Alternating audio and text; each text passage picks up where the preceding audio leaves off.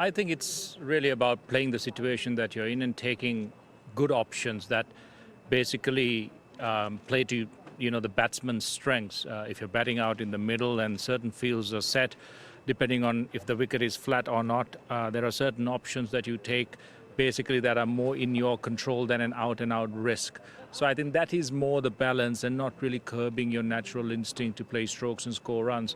The whole thing about T20 is to have that intent to score, and if that ball is not in that area, then you try and rotate, strike, and you respect some good balls, especially in that first six. I thought today was a game of two halves. We struggled through that first 6 to 7, and then the next 13 overs, after having lost a lot of wickets, we still managed to get 176. So, you see the ability there. You just need to build those partnerships, and one of the top four, they need to get a big score. Yeah, I thought it was an exceptional innings. He batted, really, really well, played the shots that he knew he could play, and he kind of anticipated some of the deliveries that were going to be bowled with the field set. I thought he showed a lot of maturity to bat through. Of course, he was batting with Virat, so there's a lot of conversation out there, a lot of talk about what to do and how to do it. And it was an exceptional innings, very, very impressive.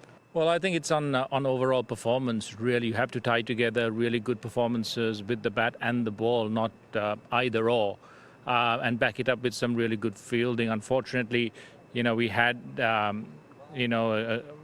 game that we nearly chased down, a game that we should have won quite easily. We made it quite tight in the next game, and then were quite outplayed in the next two. And today, we were completely outgunned and outplayed by RCB. So we've got to put it into context. You can't have perfect games, but we've got to get a lot better at executing our game plans and keep that self-belief and self-confidence going. There are really good pitchers now out there, a lot of opportunities for batsmen to score runs. It's quite tough on the bowlers to really manage those totals and keep batsmen in check. So we need to match the other sides in that intensity. Yeah, I thought Shivam batted really well. He showed a lot more intensity and awareness than in the other three games.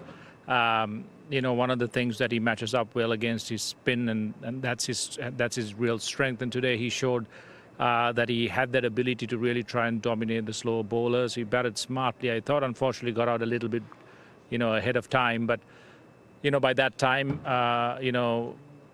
we were in quite a predicament after that power play. To bat smartly in that power play is quite important, and to keep those partnerships going, and one or two of the top four really making those big scores. Unfortunately, today we didn't manage that, but I thought the lower order really fought well with the late middle order.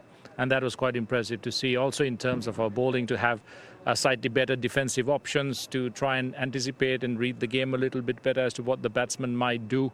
So we've got to kind of change our thinking a little bit on that, and have a little more tactical nous when it comes to executing the game plan. So a lot of areas to improve in for sure. A few positives also, but it's about playing good, hard, positive cricket, enjoying yourself, and really expressing yourself. That's the mantra here. But at the same time, execution is really, really important, especially on wickets that are quite flat.